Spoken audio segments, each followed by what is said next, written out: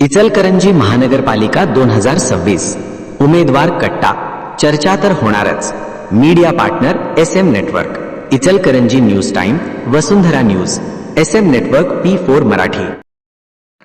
नमस्कार मंडळी, प्रभाग क्रमांक 3 मधून भाजपच्या इच्छुक उमेदवार असलेल्या सौ राजश्री सुधीर माने हे आपल्या समेत जोडले गेलेले आहेत.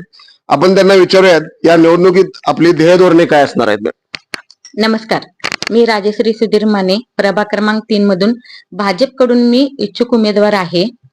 आता सांगायला गेलं तर आमच्या भागामध्ये प्रभाग 3 मध्ये कोणत्याही सुविधा नाही आहेत आणि माझं पहिलं ध्येय आणि उद्देश हेच आहे की माझ्या भागातल्या सर्व लोकांना, सगळ्या भागातल्या स्वच्छता, गटरी करणे, रस्ते करणे, पाण्याची व्यवस्था, लाईटीची व्यवस्था करून देणे आणि ह्या भागामध्ये जेवढी ओपन पीस आहेत तेवढ्या सगळ्या ओपन पीस डेव्हलप करणे हा माझा पहिला उद्देश आणि ध्येय आहे.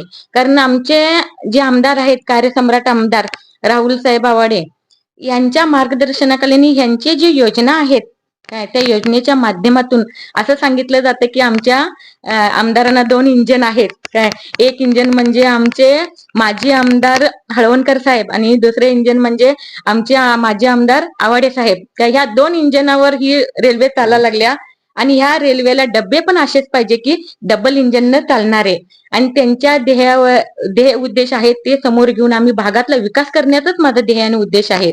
आणि आपल्या समोर मातब्बर उमेदवार असताना आपण ही निवडणूक कोणत्या पद्धतीने आणि कशा पद्धतीने लढवणार. मी ही निवडणूक लढवण्यासाठी खरं सांगायचं तर मला जनतेतून प्रतिसाद आलेला आहे.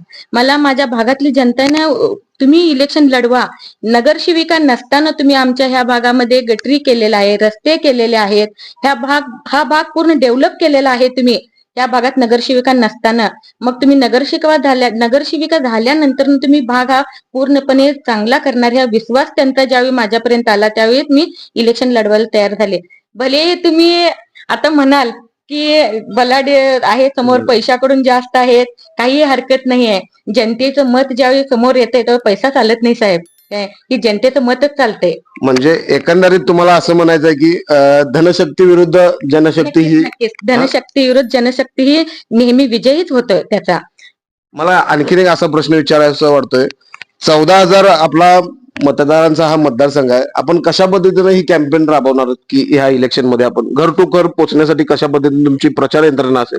हो, घर टू घर आम्ही प्रचार यंत्रणा राबवणारच आहे, त्यात काही विषयच नाही. आणि खरं सांगू का तुम्हाला, जनताच म्हणायला लागले की आम्ही तुमच्या सोबत आहे. ज्यावेळी जनता सोबत असेल ना तर घर टू घर प्रत्येक योजना राबवणार आहे, त्यात काय प्रश्नच नाही आणि घर टू घर जाते. सगळ्यात महत्वाचं नगरसेवकाचं काम जे असते काय, मी गेले 20 वर्ष झालं नगरपालिकेमध्ये, मी 2018 पर्यंत मी स्वतः कॉन्ट्रॅक्टर होते. नगरपालिकेची पहिली महिला कॉन्ट्रॅक्टर आहे मी. 2018 पासून मी काम करते. आयजम मध्ये मी 4 वर्ष काम केले, त्यानंतर बांधकाम खात्यात काम केले, महिला बाल कल्याण मध्ये केले, आरोग्यामध्येही काम केले. ज्यावेळी आमच्या आदरणीय किशोरी वहिनी ज्यावेळी नगराध्यक्ष होत्या त्यावेळी महिलांच्यासाठी बचत गटांना साफसफाईचे टेंडर दिलेले होते. त्या टेंडरचेही काम आम्ही केलेलं आहे आणि घरोघरी आम्ही त्यावेळी पोहोचलेला आहे आणि त्यांचाच आदर्श पुढे घेऊन मी घरोघरी काम करण्याचा प्रयत्न करत आहे. अजूनही मी नगरसेविका नसताना सुद्धा आमचे आमदार साहेबांनी 52 कोटीमधनं मला आमच्या भागामध्ये ह्या विठ्ठल नगर परिसरासाठी 30 लाखाचे निधी दिलेत आणि ह्या 30 लाखामधून मी गटरी पूर्ण करून घेतली. इथं आमच्यात येण्या जाण्यासाठी रस्ता नव्हता. जर पावसाळ्यात जर तुम्ही आला असता तर माझ्याकडे त्याचे व्हिडिओ पण आहेत, फोटो पण आहेत, तुम्हाला दाखवले असते. गुडघ्या एवढ्या पाण्यातून लोक ये जा करत होते आणि ह्या वर्षी तर जर तुम्ही पावसाळा बघितला असता तर कोरड्या होत्या पूर्णपणे काय. आणि याचं समाधान माझ्या भागातल्या नागरिकांना आहे. आणि इथून पुढे हे माझं एक सगळ्यात मोठं विषय असा आहे की जे आमचा शहापूरचे जे खण आहे काय, त्या खणीला रंकाळ्याचं स्वरूप देण्याचं हे माझं सगळ्यात मोठं उद्देश आहे, ध्येय आहे.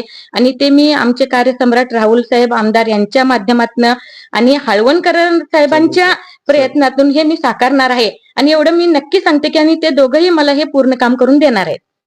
मला आणखीन एक या ठिकाणी प्रश्न तुम्हाला विचारायचा आहे. नगरसेवक झाल्यानंतर आपल्याकडे समोर प्रामुख्याने 3 असे कोणते प्रश्न असतील की ते आपण खात्रीपूर्वक सोडवाल. सगळ्यात महत्वाचं म्हणजे ओपन पीस डेव्हलप करणे हा एक प्रश्न मोठा आहे.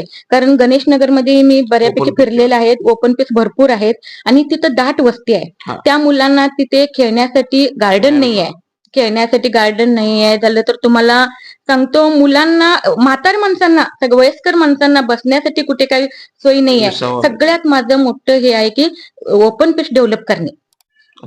म्हणजे दाट लोकवस्ती असलेल्या या प्रभागामध्ये चांगल्या पद्धतीचा आपण विजन मांडला आहात.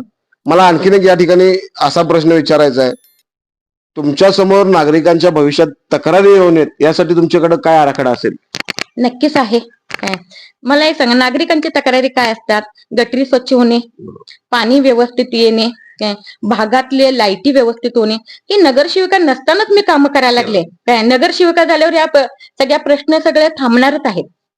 काय ह्या भागामध्ये मी ज्यावेळी इथे राहायला आले त्यावेळी तुम्हाला सांगण्यात मला आनंद होईल की हा 40 फुटी रोड आहे. गणपती मंदिर ते हा आमच्या गल्लीपर्यंत येणारा विठ्ठल नगर मध्ये 40 फूट रोड आहे. त्या रोडला अजून पोल नव्हते, लाईटीचे पोल नव्हते.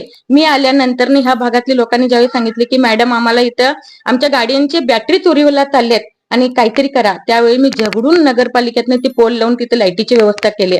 माझ्या समोर जी उमेदवार राहणार आहेत ती इथे लहानाची मोठी झाले. आपण बघितलं असाल या ठिकाणी केंद्रामध्ये नरेंद्र मोदी, राज्यामध्ये देवेंद्र फडणवीस आणि सध्या कार्यसम्राट इचलकरंजीचे विद्यमान आमदार राहुल आवाडे हे संपूर्ण महाराष्ट्रामध्ये जो काही निधी आणण्यामध्ये जे मोठा पुढाकार घेतलाय याचा फायदा तुमच्या प्रभागाला होईल असं वाटतो? 100% होणार. तुम्हाला मगाशीच मी एक शब्द बोलले की आमचे आमदार, कार्यसम्राट आमदार राहुल आवाडे साहेब, मी नगरसेविका नसताना माझ्या ह्या भागाला रस्ते गटरीसाठी जर निधी दिलेत, काय नगरसेविका झाल्यानंतर त्यांनी निधी किती देतील आणि हा भाग केवढा मी डेव्हलप करणार आहे हे दुसरं काही तुम्हाला सांगायची गरजच नाहीये. महिलांसाठी आणि युवा वर्गासाठी आपल्यासमोर काय असणार आहे एक ध्येय धोरण येणाऱ्या भविष्य काळामध्ये? मी जेवढं माझ्या हातून होईल तेवढं महिलांना हाताला रोजगार देण्याचा मी प्रयत्न करणार आहे. आणि बऱ्यापैकी युवकांना, जी युवक व्यवसाय करणार असतील काय, त्यांना मी आता मधीच मला आमदार साहेबांच्याकडे आम्ही ज्यावेळी भेटायला गेलो त्यावेळी आमचे आमदार साहेबांनी सांगितलेत की मोठे मोठे प्रोजेक्ट आपल्या इचलकरंजीत आणायचं त्यांचं ध्येय उद्देश आहे. काय त्या माध्यमातून आमच्या भागातले जेवढं होईल तेवढ्या मुलांना मी तिथं जॉब लावण्याचा मी प्रयत्न करणार आहे. युगंधरा फाउंडेशनच्या माध्यमातून आपण केलेलं काम तेही आपण थोडक्यात जरा सांगितलं तर बरं. युगंधरा फाउंडेशन हे माझी मुलगीने स्थापन केलेलं युगंधरा फाउंडेशन आहे आणि आम्ही त्याचे संस्थापक अध्यक्षच आहे. त्या माध्यमातून मी मुलींच्यासाठी आणि महिलांच्यासाठी बरेच कामं केलेले आहेत. त्यातनं आरोग्याची शिबिर असून दे, चर्चा, महिलांच्या आरोग्याची चर्चा सत्र आम्ही घेतलेले आहेत. महिलांना स्वतः सक्षमीकरण करण्यासाठी मुलींना कराटेचं घेतलेलं आहे, बॉक्सिंग स्पर्धा घेतलेल्या आहेत. काय झालं तर तुम्हाला मला सांगायचा आनंद होईल की युगंधराच्या फाउंडेशनच्या माध्यमातून ज्यावेळी पहिल्यांदा 52 जोड्यांची कुस्तीचं मैदान ज्यावेळी घेतलं ते आमच्या युगंधरा फाउंडेशनने घेतलेलं आहे. आणि ह्या गोष्टीचा मला अभिमान आहे की मी त्या संस्थेतून बरेच कामं केले. तसेच मी जायन्स ग्रुपचे अध्यक्ष होते.